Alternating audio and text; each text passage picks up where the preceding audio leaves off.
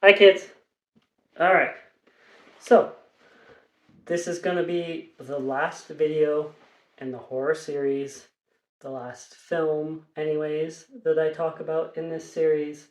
And I always knew as soon as I started this that I was going to end it with Scream. So, let's talk about Scream. Scream was written, conceived by Kevin Williamson. Kevin Williamson was relatively new to Hollywood at the time. He had sold one script, uh, which would eventually come out, be called Teaching Mrs. Tingle. At the time, it was Killing Mrs. Tingle, but he had sold that script and it was stuck in development hell. So he was sitting at home one day watching TV, and they were reporting on the Gainesville Ripper, a man who, in the course of 4 days, had raped and murdered 5 students.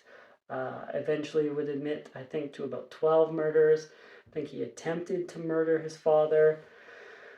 So Kevin's watching this on the TV, and he notices that his kitchen window is open. He doesn't remember opening his kitchen window. So he goes and he grabs a knife and he grabs the phone and he calls his friend and he investigates, right? He's smart. He's got somebody on the phone in case something happens. While he's walking around his house investigating, he and his friend start talking about horror movies. So that gives him the idea for what will become Scream. Uh, he secludes himself, sits down, focuses on writing the script, writes the screenplay, meets with his agent, and they put it up for bidding for studios. At first, there's not a lot going on, but soon a bidding war starts. Uh, the bidding war starts because Oliver Stone is very interested in the screenplay, and he just keeps driving the price up. He drives it up so much that eventually there's only 2 studios interested in it. There's Oliver Stone, and the other one is Dimension Films, which is a subsidiary of Miramax. They're wanting to focus more and expand on the horror genre, and this is exactly what they were looking for. So Kevin is advised that if he actually wants his script to be made into a film, he should go with Dimension, because that would have the best chance of it actually being made, not sit in development hell like Teaching Mrs. Tingle. So he ultimately, of course, decides with that. A couple of the other parties that were interested that did not bid include people like Wes Craven and Drew Barrymore. So Dimension gets the rights, starts pre-production, have to pick a director. Who are you going to go with? Well, at first they wanted to go with someone from their stable, someone that they already had a working relationship with. So they looked at people like Robert Rodriguez, Quentin Tarantino. They looked at Sam Raimi. Apparently, George A. Romero was discussed. But everybody passes. And Wes passes. Wes passes several times. Wes Craven had just done Vampire in Brooklyn, which was also kind of a horror comedy, and it was a major bomb. Not a success at the box office. Critics didn't like it. And Wes, frankly, was looking to show that he could do more than just horror. Um, Eventually, the success of Scream and Scream 2 affords him that. He makes Music from the Heart, his only non horror movie that he ever gets to make, but he at least would get to make one. At any rate, eventually, Wes is talked into doing it. His assistant keeps nagging him about it, telling him, well, that movie's still looking for someone to make it. He meets with Kevin, and they go ahead with Wes Craven. Now, during this time, Drew Barrymore is very much interested, and she has expressed that she wants to play Sidney Prescott, And the studio, of course, is thrilled because we've got a star, and that star attracts more people to the film, and more people want to be a part of it. Courtney Cox wants to be a part of it. She wants to play Gale Weathers because she wants to do something opposite or different from her role on Friends. And then because Courtney Cox is attached, David Arquette wants to do it because he wants to work with Courtney Cox. And you have some smaller, lesser known actors, of course, who come in and just blow the casting directors away. Skeet Ulrich, Matthew Lillard, Jamie Kennedy, who was a video store clerk at the time, gets the role of the video store clerk.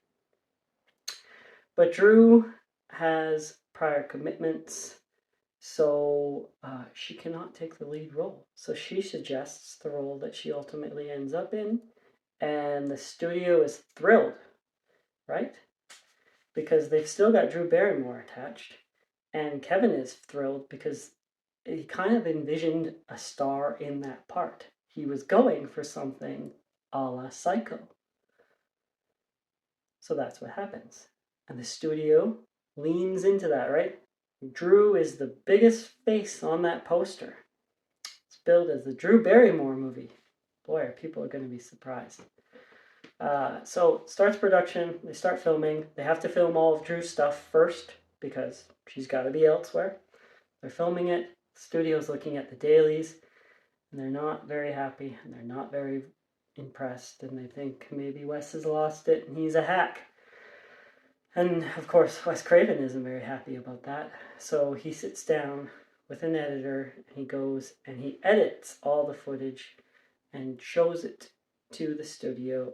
This is what I'm going for. This is what the finished product will look and feel like. And of course, they say, oh, yeah, looks good. What do we know? Go on, make your film. And they make it. And then after pre-production, production, post-production, it goes testing, show it to audiences. And it tests better than anything they've ever tested. So they're thrilled. So they put more money into the marketing, into the promoting. And one of the things that was turning people off, making people not want to read it at first, was the title. Because the title wasn't Scream, it was Scary Movie. So the studio decides to change the title from Scary Movie to Scream. And Wes and Kevin both think that that is a mistake. But they'd be proven wrong. And of course, the studio gets to keep the title Scary Movie, and they might have reused that. I don't know, I'll have to look into that. At any rate, they decide to go for what they call counter-programming. They released the film December 20th, 1996, right in the middle of the holiday season, right in the middle of Oscar season, because they figure their target audience, late teens, early 20s, college students, will be home Christmas break, and they won't want to be sitting at home spending time with their families the whole time. They'll need something to get out of the house and do, and this is just the perfect thing. So it was released. First weekend doesn't do so well. First week doesn't do so well. But we're talking about it, right? So it grows and it grows and it grows. Word of mouth. More people go to see it. And eventually the film that had about a $14 million budget ends up breaking in $173 million. And it revives, restarts the slasher genre, breathes new life into horror.